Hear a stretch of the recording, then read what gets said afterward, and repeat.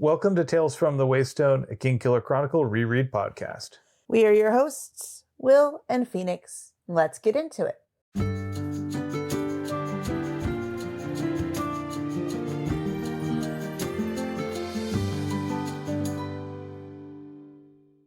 Welcome to Tales from the Waystone, Season 2, Episode 61, The Heart of a Riddle, where we will be looking at Chapter 124 of The Wise Man's Fear through the lens of the line of history. Okay, so I do have a question before we start off. Are you still happy with that as the lens after having read the chapter? Yes, we'll discuss it more. Well, if you're new here, we're on page 901 of this book that we've been reading for many years now. And I might suggest that if this is your first episode, go back a few years. Anyway, for those of you who have decided to stick around, a little explanation of the pod. Each week we'll be examining a section of the Wise Man's Fear through a chosen lens and figuring out what we can take from the text to apply to our real lives. We'll also take some time to focus on a Phronimos of the week, and then we will share a recommended thing of the week, or every other week. Finally, we'll wrap things up with 7 words from the book and 7 words from our own lives. Before we begin, let's get some disclaimers out of the way. First of all, we are in no way affiliated with Patrick Rothfuss or his publisher, Books. Second of all, our discussions naturally assume that you have read the books that we are talking about, or that you don't care about spoilers. Anyway, spoilers! Also, a word to our community, please be kind to yourselves and one another and the creators of the worlds that we love exploring. Alrighty, so let's dive into Chapter 124, Secrets and Mysteries. So, this one serves as a bit of a palate cleanser after all of the high drama around Kvothe's final test. And it also serves nicely to illustrate the bond that he and Vachette have forged. There's an element of teasingness to it. Is teasingness a word? Probably not a great one. I also think that this gives a nice little bit of levity between what was essentially a big set piece and what will next be another big set piece, because we know that there is going to be more of a final fight coming up rather than a final test of knowledge. The climax of the Ademre section has not happened yet. And I believe, if you look at an interest curve, we're kind of in that dip. It's not that it's a lull in the story so much as it's a lull in the action and a way for the reader to kind of catch back up. It's a chance to breathe a little bit and to reflect. And I think it's also a good reminder that the Adem are not a monolithic people, and that even aside from this sort of taciturn warrior monk thing that they have going on, there's individual members of that society have their own thoughts, opinions, personalities, and they have their own senses of humor. Speaking of senses of humor, I think for the most part at the beginning of this, Vachette, while she's flicking Kvothe on the ear and kind of looking at him and saying, "You are a great, gaudy, showboating bastard, you know that?" I think, honestly, if it weren't for the fact that the two of them have had sex, it would feel more like a sibling relationship. Yeah, there is definitely that affectionate familiarity that only two people who actually care for one another could actually have. She's able to puncture Kvothe's sort of storybook mystique, and he's able to poke back at her sort of wise teacher act. She calls him melodramatic. He swipes that right back at her, saying, wait. You're calling me melodramatic and your entire society is built off of secrecy and your own private language and your own private rituals, and not to mention the blood red clothes. It's like your lives are one giant dumb show. And I do mean that in all of its various clever implications. And so they're kind of bantering that back and forth. But Vachette says something that I think is interesting, and I do want to dive back into it a little more. First, Vachette holds her hand close to her chest as if gossiping. And in a culture and a language that relies so heavily on using your hands to express yourself, hiding what your expressions are. Like, you're not actually hiding that you're gossiping. That's plain as day.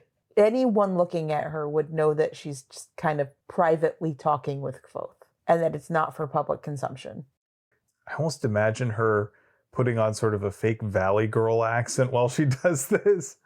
The next thing that she talks about is kind of mimicking what other people will say about this. Did you hear what Kvothe brought back from the sword tree? The things a barbarian cannot understand. Silence and stillness. The heart of a Demre. And what did he offer to Cheyenne? Willingness to bleed for the school. Oh my God, Becky. What do you think about that silence and stillness being a thing that is inherent to the people in a Demre, but is not achievable by barbarians?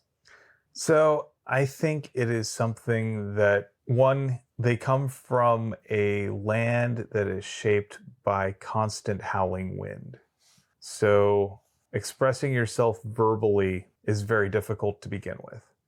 And so having something that is nonverbal is an important way to communicate. So that's something that they've had to evolve culturally over thousands of years. And it's something that to learn it would require immersing yourself in it. And most outsiders are not going to have the time or inclination to do so. Part of that is because the ADEM have deliberately discouraged curiosity into what their day-to-day life is like, particularly from outsiders. So you would have to be uncommonly curious about it, and it would also require uncommon humility. I'd also say uncommon perseverance or stubbornness. I'd take the positive view and say perseverance, because it is fundamentally, you'd have to desire to actually appreciate them as people and not just mere curiosities or a puzzle to be solved. So Kvothe has spent time studying at the school. He's been spending time studying the Khaitan and all of that, but he's also been living in the community. He's been sharing meals with them. He's been, going to the bathhouses. He's been interacting with them as people. And when we think about his interactions with Vashette, he's come to know her not just as this stern master martial artist, but also someone who has seen the world, someone who is very skilled at what she does, and also someone who is just a person. He has made friends, he's made enemies, and maybe some lovers along the way. And moving onward, these two have been walking together, and Kvothe is just kind of following Vashette, and they show up at a low building of 3 rooms, and Vashette says, "This is where you will have your hand tended to." And Kvothe is confused because he assumes that the apothecary would take care of the slicing that he did to his own hand. And wisely, very, very wisely, Vashette is like, "No, I'm not letting you get tended to for this thing that is that important to you by someone who is very close friends with Carceret's mother." Yeah, this is the equivalent of like in a crime movie where the protagonist goes to the veterinarian to get stitched up because he doesn't want to show up on public records. Maybe, but I get the impression that because this is a place that Vashette would specifically go to, that the quality's a little bit better. Oh, 100%. Before the end of the encounter here, I love this. "You may be a member of the school, but do not forget that I am still your teacher. In all things, I know what's best." Boy, am I glad that Vashette seems to be altruistic and benign. Yeah, Kvothe lucked out. And I think this is also a testament to Cheyenne. Cheyenne had a choice for who she could send Kvothe to for training. And, it's not just anyone who can train Kvothe. Kvothe is a special boy. Kvothe is a special, special boy. And, I'm also just going to say something here. Every student has unique needs, and not every teacher is going to be able to serve every student in the way that they need. So taking a read of someone and then pairing them up with an instructor who can speak to them in ways that they understand and in ways that they listen to is a really important thing.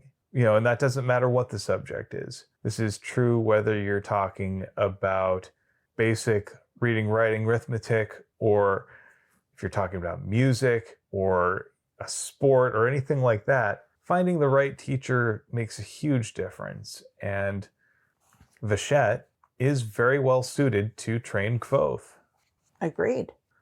After the stitches and dressing and everything has been applied to Kvothe, I like that Pat makes a really good effort to show that Kvothe has gotten so used to living here and communicating here that it is a struggle for him to not move his left hand when he's speaking, which he probably should try to curb because, he wants it to heal. But we get a little more of a callback to the university and Arwell and Kvothe's training before this.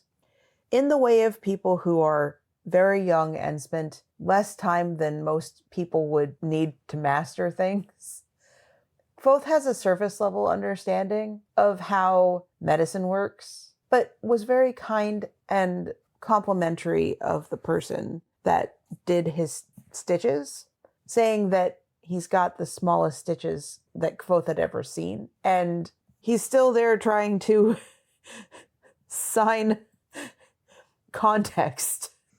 I think we see a little bit of growth here in terms of how Kvothe approaches things.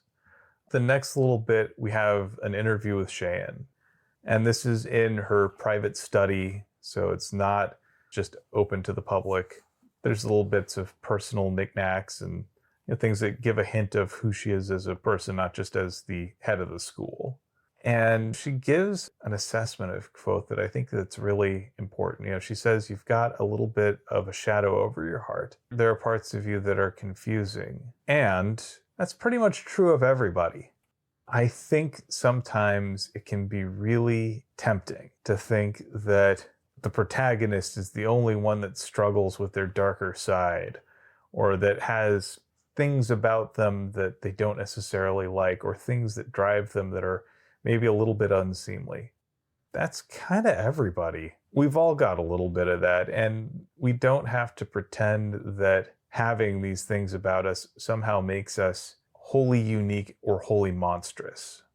It gives Kvothe a little bit of grace, and I think it's a chance for him to be seen. Another thing that we see here is really, I think, the first time that he's openly admitted to another person why he's interested in the Chandrian, or that he is interested in the Chandrian in a personal sense, not just a folkloric sense. We are given a direct, yes, the person who was the leader of the bandits was a member of the Chandrian. Like, there isn't a different way to read Kvothe's view of this. And I think that this shows a lot of trust in Cheyenne on Kvothe's part, because Kvothe is aware that there are other authorities that have knowledge, and he has refused to ask for help from any of them, preferring instead to just blindly barrel forward in unproductive ways.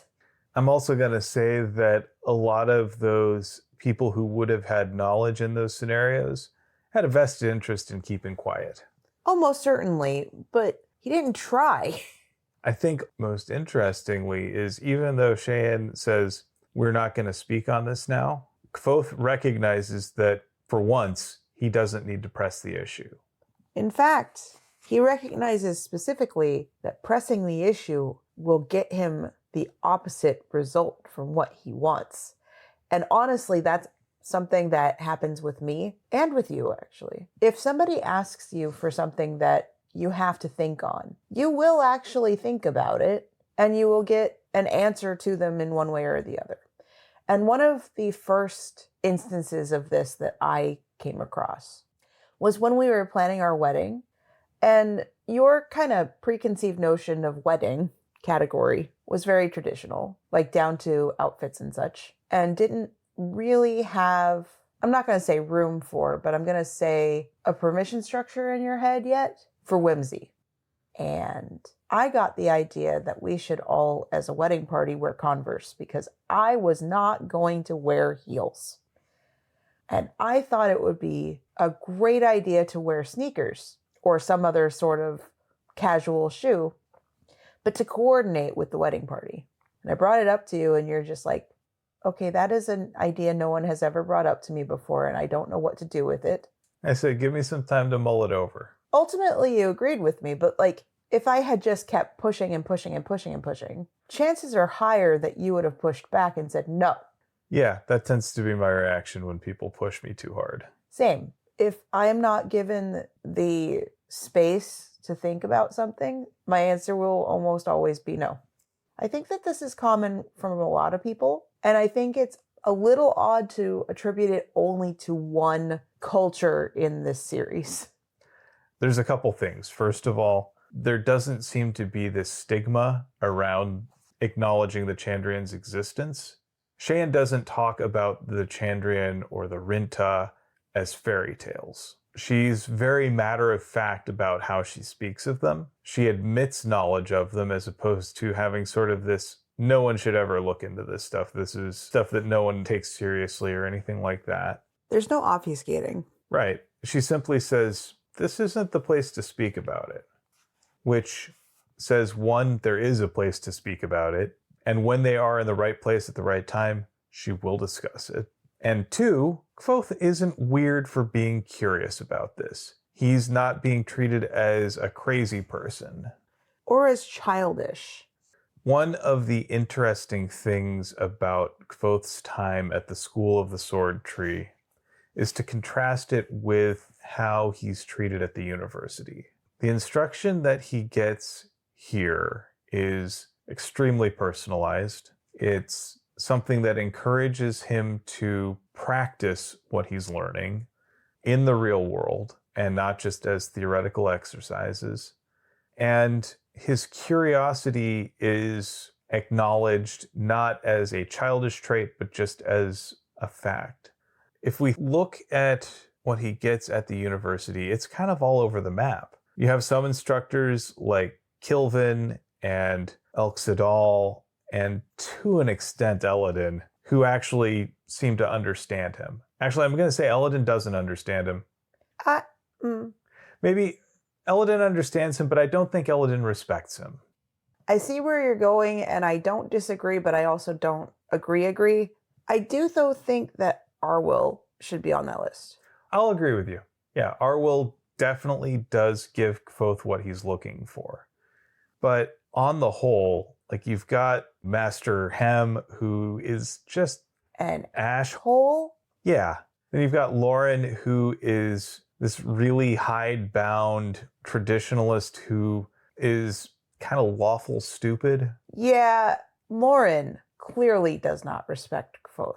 But I also think that if Kvothe would ask, like if he could be direct, because I get the impression that that's the only way that Lauren would respect him. He might not get the answers he's looking for, but he might get some answers. You might at least get some validation. Right. Like, in this case, Cheyenne doesn't really give him answers, but she does say that it's okay to ask this question, it's okay to have this curiosity, and we'll discuss it in the right time and place. I think that culturally, the Ademre section is fundamentally different than the university and Emre. That's an interesting thing. I just got that too. I don't think I've said those two names at the same time. What? Wow. Ademre and Imre. Is that a quirk of the writer or is there a connection? I don't want to go into it. I'm just like, interesting. But I think part of my problem is that Kvothe is so afraid to bring it up to Lauren and stumbled through his initial attempts-ish, sort of, not attempts. But like the way that he's been going about it has turned Lauren off so much that it has effectively closed that avenue. When we think about how Kvothe presents his curiosity about the Chandrian, when he talks about it in Imre, he always couches it as, oh, I'm just interested in how these stories arose. And he has to present it in this extremely scholarly way. Or he thinks he has to. He's always trying to add a layer of remove that it comes off as disingenuous because it fundamentally is. Whereas here in Edemre, I think part of it is he already knows where he sits reputation-wise, and he's come to know and respect the people who he's working with and trust them. He's learned to trust Cheyenne's judgment, and Cheyenne doesn't laugh at him or anything like that. And even as he does not reveal the full depths of his reasons for wanting to be able to fight and kill the Chandrian, Because trauma. he is able to acknowledge and admit that it is there, which is something that he hasn't really done before. I don't want to minimize the effect of trauma. That's not my goal. But it's a realistic thing for a kid to act like. And we need to remember fundamentally, Kvothe is still a child. He is a child that was self-sufficient and had to grow up fast. And so he learned lessons weirdly, but he doesn't have the depth of knowledge, even as he has a breadth of knowledge, to be able to handle these situations in ways that will get him what he needs. I think really what we're seeing is some newfound maturity from him. And I do think that this is maturity that he really only was going to find outside the confines of the university. I agree with that. And I think he was only going to find it in Edemre. I agree with that narratively. I do want to touch on the fact that Cheyenne calls the sympathy or the magic that Kvothe does blood magic. And that Tempe had told Cheyenne that Kvothe made blood magic to destroy some men and then called lightning to destroy the rest. Vachette does not know about this. It was not deemed necessary to tell Vachette and probably would have scared her off, or at least turned her off from being Kvothe's teacher. But it also probably makes some things click where the darkness comes from, or at least what Vachette sees. But the thing that I think is the most poignant part of this is that Cheyenne addresses it and says, "You are powerful then." And Kvothe never thought of it in those terms before. And he says, "I have some power. Others are more powerful. Is that why you seek the Katan, to gain power?" "No, I seek from curiosity. I seek the knowledge of things. Knowing is a type of power." I also want to point out that there is a reference to how there are no such things as demons, but I think that that is less important because this conversation about knowledge being powerful calls back to when Kvothe was speaking with Mayor Alvaron. Yeah, and I think also Kvothe is conditioned to say that wanting power is somehow bad or unseemly. And what he's getting here, the bit of knowledge that he's getting here, is that that is not inherently wrong, that it is okay to want to have the power to accomplish your ends, that it is okay to want to be able to affect change. It is okay to desire power over yourself. You know, like we have the whole idea about the Katan as being the art of self-control. And by being able to control yourself, you can control the environment around you and you can protect yourself. That's okay to want. That's okay to have.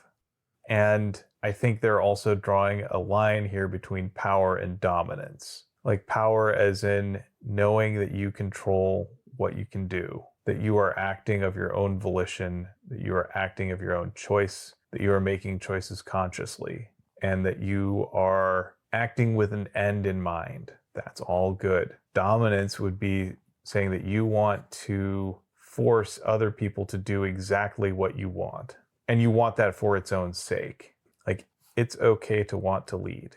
It's okay to want to strategize. It's okay to want to perfect yourself as best you can. Those are all noble things. You have an end in mind, and you're only going to do that if you take some measure of power. And by giving Kvothe that license to say it's okay to admit that you have power and that you are looking for power.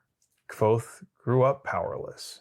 When he was living on the streets of Tarbean, he was living at the mercy of the authorities, at the mercy of bullies and other people who had power over him.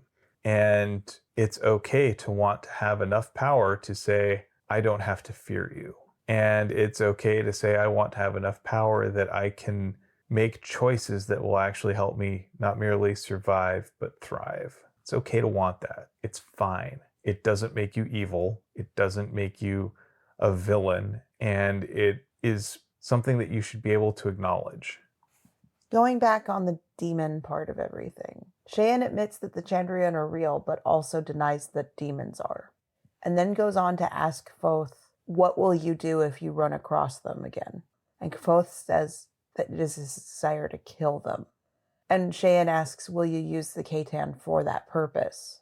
Kvothe says, I will use everything for that purpose. And Cheyenne says, good. You will need to use everything. They are not easy to kill. I think we do need to move on. It's as abrupt for us as it is for this section anyway. Cheyenne kind of just gets up and says, come, let's go and have a name for you. No explanation.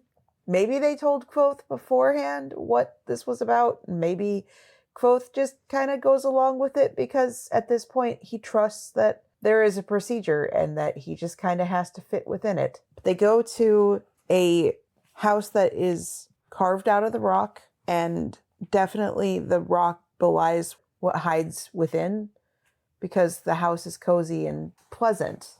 And this is where we meet Magwyn. Magwyn is an interesting character to me. Clearly she's a local wise woman, but she seems a little secluded from the rest of the community. Kvothe hasn't had a chance to meet her yet. And, she's a little bit separated, but again, not in the way that you would imagine a hermit living in a hovel or whatever. She kind of keeps to herself. Her house kind of reminds me of a hobbit hole a little bit, like Bag End.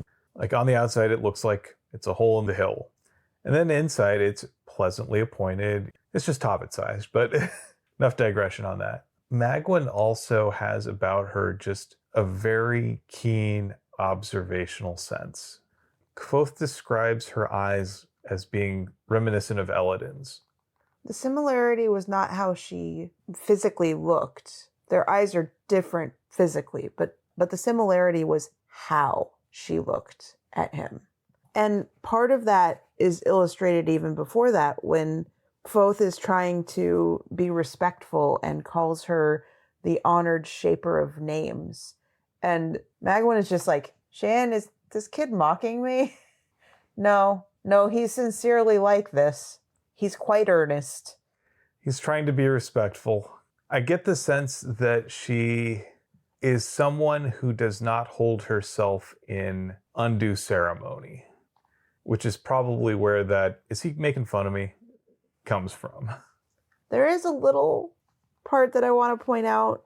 Kvothe does say, I had come to the edge of disaster too often lately. There's that reference to disaster again. Coat again. We're in the process of choosing a new name for Kvothe. I'm going to actually push back very slightly on this.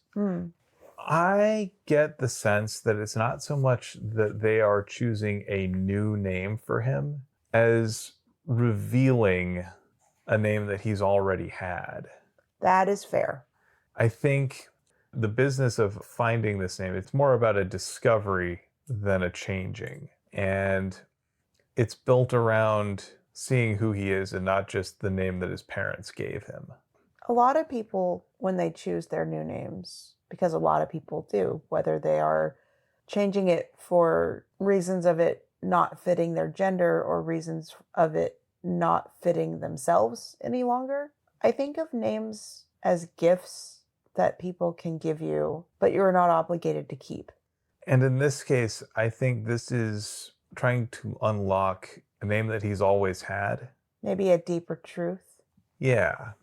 The name that is revealed is Maidre, and Vachette seems dismayed. And then a little bit of levity because Cheyenne smacks Vachette on the back of the head. It's like, don't be disrespectful. Although, quite honestly, the physical violence, I think, is also kind of disrespectful. I do think it's also mostly comical. Yeah, I just still don't like it. Kvothe actually does laugh at this. I think because he's so used to being the person who does get kind of thwacked in the back of the head that it's just absurd to see it happen to Vachette. It's sort of that always a bigger fish sort of thing. Every master is another teacher's student. And in this case, Vachette is Kvothe's master, but she's also Cheyenne's student. There's a discussion between Magwyn and Kvothe. Magwyn asks, do you laugh at the name I have given you? And Kvothe says, never. Names are important things. And what would a barbarian know of names? Some, and he really wants to give context, but his hand is all bandaged.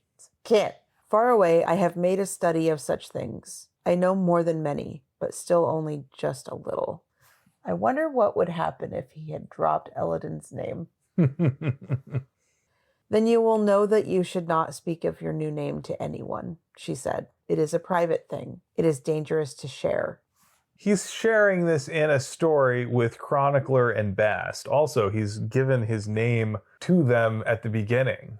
But with someone's true name, and I'm wondering if this is actually the true name or if he's just kind of substituting a different word in rather than the real one. That's a couple layers deep. I don't think it matters. But I guess my point is we're going back to this whole idea that if someone has your true name, they have power over you. And this also means that Magwyn is the most powerful person in Ademre. She knows the names of all the people there. She's revealed to them their secret names. So she knows, like, if she wanted to, she has power over all of them. The three leave. We don't find out quite yet what Kvothe did in between the end of that and the beginning of the next little bit, but we will. So Kvothe walks up to Vachette, who is sitting outside her house again. And in the same way that people say, how does it feel to be another year older? And it feels much the same because you're another day older. Vachette asks, how does it feel to no longer be a barbarian? And Kvothe's answer is mostly the same, slightly drunker. He spent the afternoon getting drunk with Pentha and 5 of her friends, who she basically goaded into, hey, we should celebrate Kvothe's admittance to the school. I brought booze. Pentha seems fun. Yeah. And not in like that, oh, they seem like fun way, but like legitimately actually seems like fun. Apparently, the Adem impassivity dissolves quite quickly after a few drinks. So Kvothe opens the new conversation with, so earlier today I talked to Cheyenne about the renta, and I really, really, really, really, really need her to understand that I really, really, really, really, really need the information about this. And Vachette humors him for like a second and then is like, okay, time to drop it. I get it. I'll talk to her. I'll convey how important this is. We're done now. And he doesn't push, which is good. And then continues on with different uncomfortable conversations. Tonight, Pentha told me that she thought I had a fine anger and that she'd like to share it with me. And Vachette's answer to this is to kind of giggle and go, well, that didn't take very long, now did it? And they have a conversation that I think is very open, honest, frank, and good. Yeah. Kvothe, in spite of his I am now a sexual being routine after his time with Valyrian, is still having to get over his own cultural baggage around how relationships work. That sex and love are always intertwined. And get over his particular ideas around monogamy. Vachette is quick to state that Penta is only looking for sex play. Not sure that that's completely true. I think she likes him in like a friendship way at this point. But yeah, she is looking to have sex with him. And I think that Kvothe coming up and saying, you wouldn't be angry if I did, would you, Vachette? I mean, we've been together. Wait, what? Like, her reaction to this is like, oh my gosh, you have not yet learned this. What the heck? Oh, that's cute. You're adorable. And he's like, I mean, I kind of thought that that would be a reaction, but I mean, thank you. And I love this way of discussing things because she's like, wait, did you think that we were exclusive, like that I wasn't going off and having sex with other people? And he's like, I mean, I guess not. And I guess, I mean, I thought I was supposed to be upset over that, but I'm not, and I'm confused now. Which I think is an interesting thing that happens with polyamorous relationships in general. Like, Kvothe, you're learning compersion. You can be happy for someone because they're happy. And you don't have to be possessive in order to get their attention or in order to enjoy their attention. You don't have to have all of it. Enjoy what you have. And I think there's also, when we think about relationships in general, there's sort of this idea of false consciousness. Like, when we think about who we are, whether we're talking about race or gender or class or anything like that, there is who we are and how we feel for ourselves. And then there is who we think we have to be and how we think we have to feel based on our station in the world, based on our external circumstances. And those two don't always match up. There are values that we inherit from our family, from our communities, from our societies. And then there are the values that we actually hold. Sometimes those might match up, but they don't have to. And doing the work to figure out where those differences truly are is a big thing. And a lot of people go through life without actually examining that. And in this case, Kvothe is, by virtue of being immersed in a culture that has wildly different mores from the ones that he grew up with, is being forced to examine those pretty closely. And this is, I think, one of the things that travel really can do that, just staying in your hometown will never get you. International travel, especially. Yeah, and not just going to the tourist spots or whatever, but actually immersing yourself in day-to-day life in a different part of the world and a different culture. It forces you to confront some of those things in ways that you just can't elsewise. And yeah, this is Kvothe coming to recognize that, yeah, okay, these ideals that I've absorbed from my father, from my family, from general auteurs in society, maybe they don't all apply. Right. Now, I'm not saying that the answer to everything in life is polyamory or that the answer to everything in life is monogamy and that everybody can do either one of those things or that they're both equally weighted for every single person. Nope. Not saying that at all. There are pluses and minuses to all sorts of different types of relationship styles. And one thing that I can say about polyamory is that if you take it to heart, you are trying to be the most honest version of yourself possible, because it would be nigh impossible to not have communication skills and honesty and have successful, happy, or even just content relationships. It wouldn't happen. It cannot work that way. Not long term. I also think that fundamentally that's also true of a monogamous relationship. I agree with you that in principle that's true, but in practice it is easier to exist in a two-person relationship without having to have the overabundance of communication. And I think fundamentally, Kvothe is kind of coming to that understanding by living in this world. And it's recognizing that different isn't bad. Different's just different. I would say that the difference here really comes down to whether or not you have the capability of being blunt and accepting blunt communication back. It's not just bluntness, it's being direct more than anything else. It is saying what you mean specifically and owning what you want without shame. So, yeah, I think Kvothe is learning something about himself. He's learning about the world. And he never would have gotten this at the university. He never would have gotten this sticking around in his rut. He's branching out.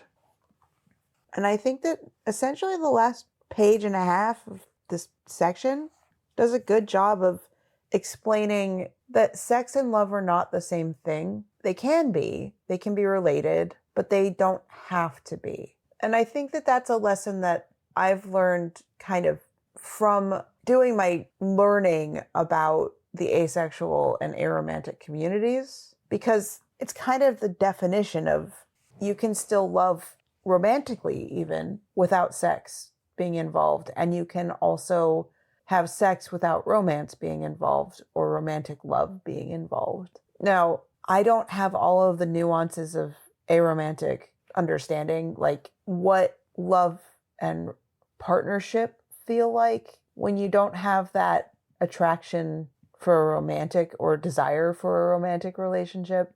But I can tell you that people within the ace and aro communities are some of the most caring people and most introspective about this idea that I've run across personally, because we're trying to come to an understanding. I think there's also that element of it's a true exploration in that, like, if we look at traditional romantic and sexual representation, within the norms, right, so to speak, within societal norms, you don't really have to do a whole lot of digging. It's baked into all of the stories that kids get read. It's baked into the plots of most major novels that you're reading in school. It's baked into the movies and TV that you watch. Those assumptions are par for the course. I'm going to say that cishet romanticism and love and sexuality are ingrained in nearly all of our media, and that part of why representation matters so much is that we need to see that that's not the only way to be right or normal. And I'd also say that monogamous relationships are also very much baked into all of our media, and that there isn't a lot of positive or accurate or not sensationalized representation of polyamory in media. Yeah, typically the difference that I see is, like, in media, polyamory is presented as a whole bunch of sex freaks who just have all the sex that they want, and they all seem kind of silly. Real life polyamory, though, involves a lot of complicated logistics and people balancing difficult schedules and family and responsibility and juggling fun time with all sorts of different things, like raising children, even just down to like, how do you organize vacation time when your vacation time is limited and you want to give equitable time to multiple people? And how do you reconcile when the people that you are with are not even friends with one another? How do you navigate these difficult challenges? And then all you get in media is like these ideals of one guy gets to have two girlfriends or some stupid shirt. You get the epitome of unicorn hunting. But I think that we've gone a little bit too far into this, where I think that Contained, that section, actually does a good job of just pointing out that people are deserving of respect within your relationships regardless. And bridging back to our lens, because you had some questions about this.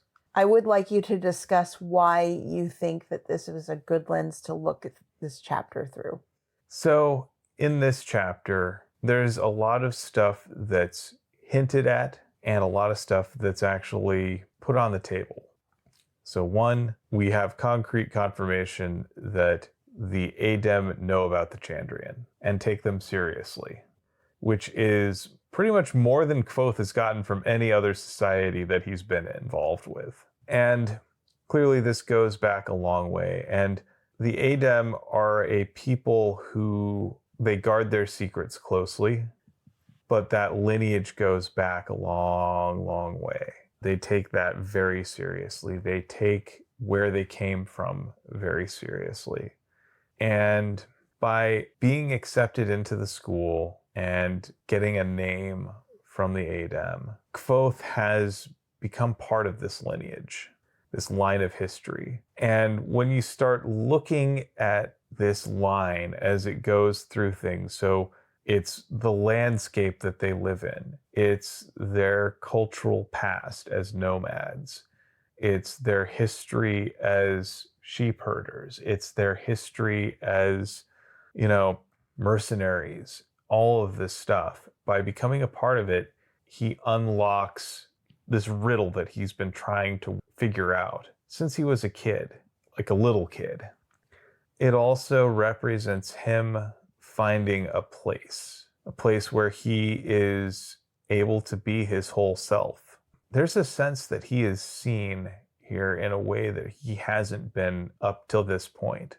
And he's accepted. Like, it's not that they overlook his dark side or anything like that at all. It's also not like everyone accepts him. Right. It's not a monolith.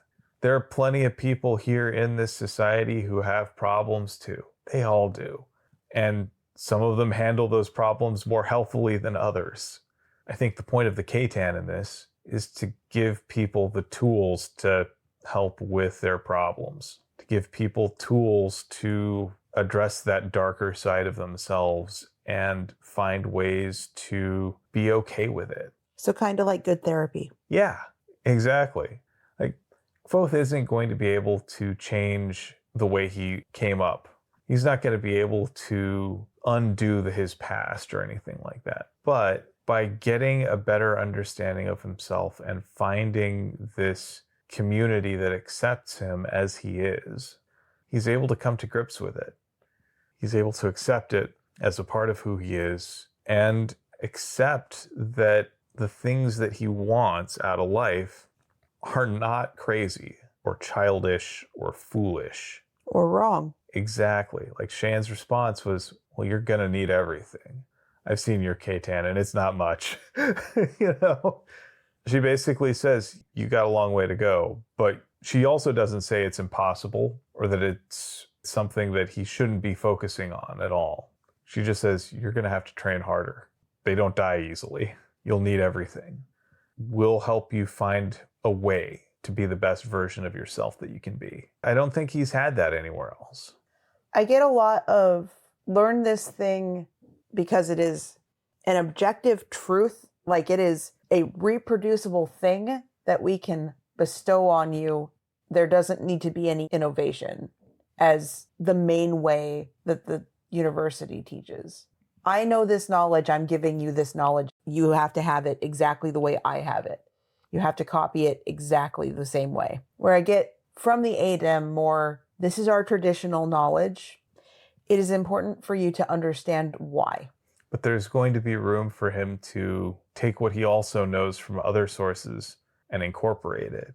They don't gainsay anything that he's already learned from the university. They don't gainsay his powers with sympathy or naming or anything like that.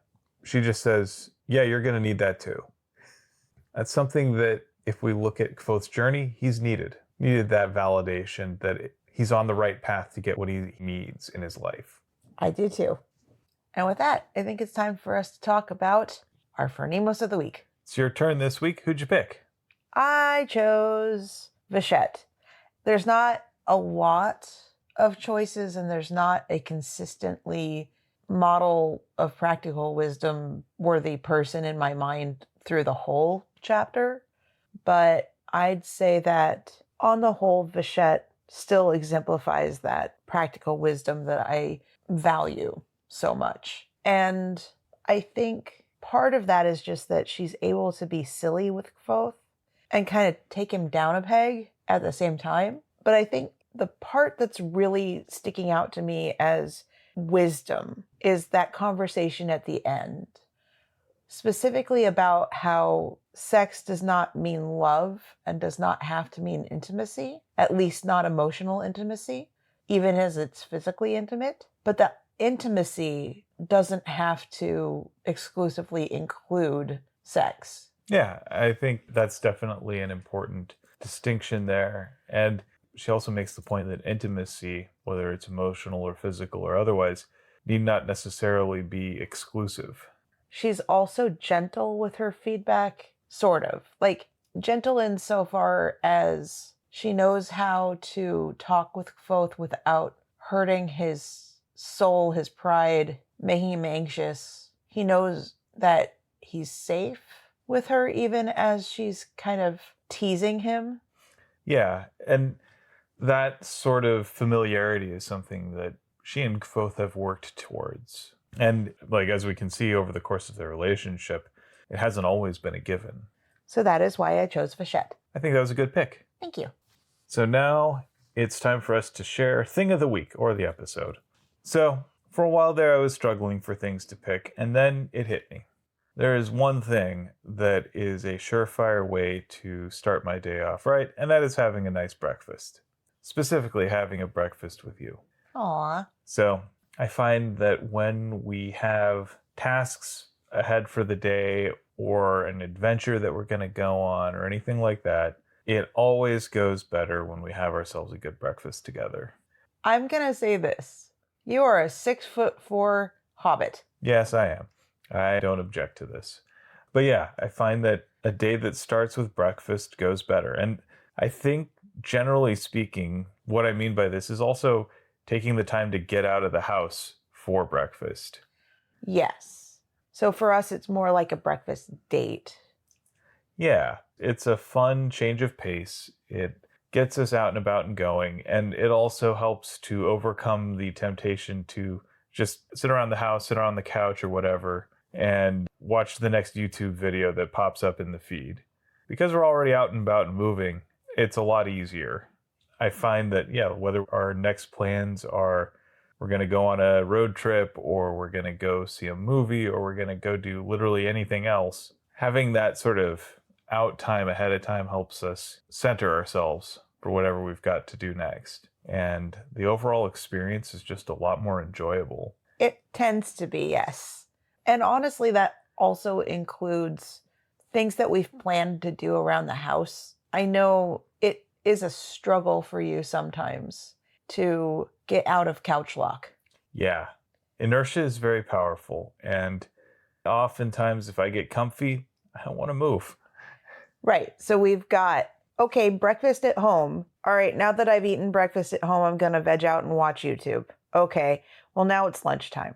Okay, well, now it's name another thing that you want to do. And by the time that we've been like vegging out on the couch so long, it doesn't feel good to get up and rip out carpet or paint or build garage furniture or any of that stuff. And we just look at each other and go, nah. I don't want to. But getting up, getting out, having a pleasurable experience first has really helped. Yeah, well, and it does that really important bonding work. It reminds us that we enjoy one another's company. It also serves as a, I don't really want to have to do hard work, but we're gonna do it because the end result is going to be fantastic. Are you in? Yeah. I'll also say that by giving us a chance to get away from the house also gives us a chance to not look at the task ahead. Because I find sometimes if I'm just staring at the wall of awful ahead of me, it's very hard for me to get moving. But, having that extra space makes it a little easier, makes it more approachable. So yeah, when in doubt, have breakfast. I like it. So with that, it's time for us to do our 7 words. You had 7 words from the books. What'd you pick? I had a few choices, And I don't remember any single one of them being outstanding. So I'll go over them with you. You can fool them, but not me. Still, I could tell she was surprised. I'll probably choose there are no such things as demons. Our next options are such things are not spoken of lightly. Thank you for considering it, Cheyenne. I did not know you were returned. Interesting turn of phrase that Megwin used about Bichette, because to our knowledge, Bichette has been there for months, or at least a month. It's a long time to not tell someone that you've come back home. And I'm wondering why. There's also, as you will, honored shaper of names. All she is looking for is sex play. That's why I was asking you. I feel I ought to be offended. That sex is not an intimate thing, and I had forgotten how backward you are. What do you like out of those? So I like there's no such thing as demons. I think that that's my choice.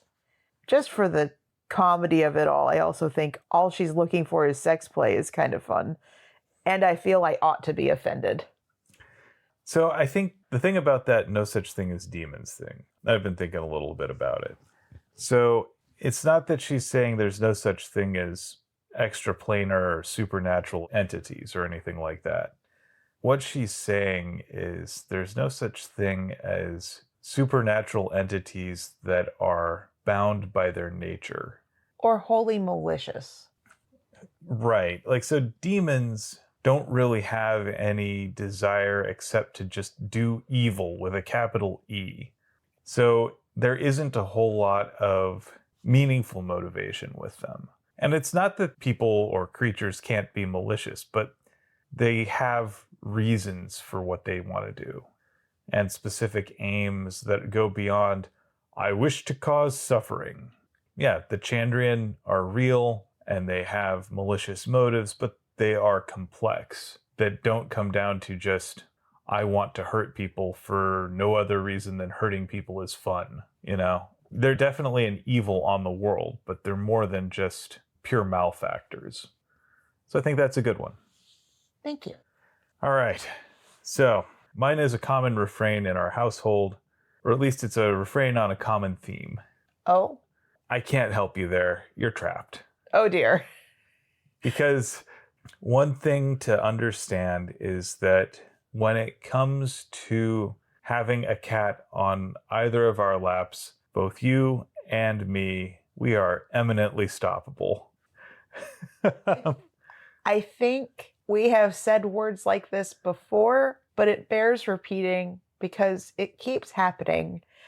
And Sokka lately has taken to spreading his entire body across my lap with his arms outstretched and his, for lack of better description, throat kind of gravity shoved toward my knee. And I'm like, how are you breathing? Cat, how are you alive? How are you? And he's just a dead weight on me. He loves himself a good lap snuggle. And when you've got 22 pounds of snuggly kitten on you, you're not going anywhere. I don't think he's 22 pounds anymore.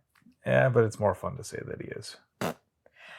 I do have a secondary kind of thing to talk about real quick because I'm excited about it.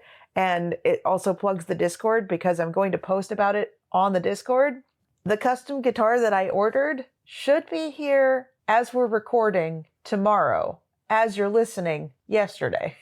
And so I should be able to have some photos or video on the Discord to share. And I just kind of wanted to let everybody know because it is something that I am excited about. And gear acquisition is real, which is also why I ordered a U-Base. Oh dear. And that one should show up pretty soon.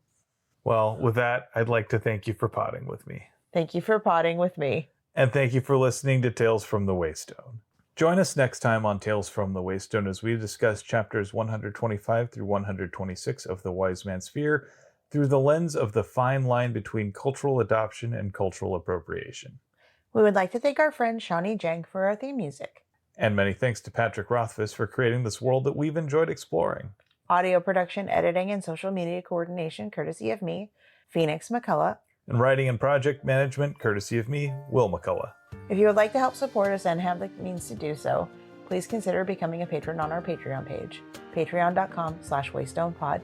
And hopefully soon, we will have the second half of the 6th book of The Sandman available for those that sign up for that tier.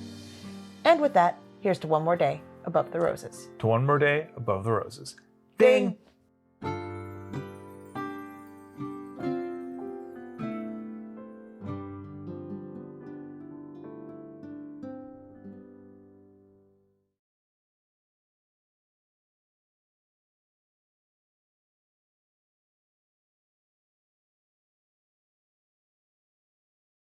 This is what I don't like about re-recording. I don't want you to try to recapture lightning in a bottle. We're just talking about the thing. Okay. And we won't do the weenus, even though the weenus is a dance and everybody's a genius who knows it in advance. Damn it, I have it stuck in my head. You're welcome. Wipe that grin off your face. Why? What grin? It is an audio format. No one can prove that you're doing it, but I can. Exactly. You are way too proud of yourself.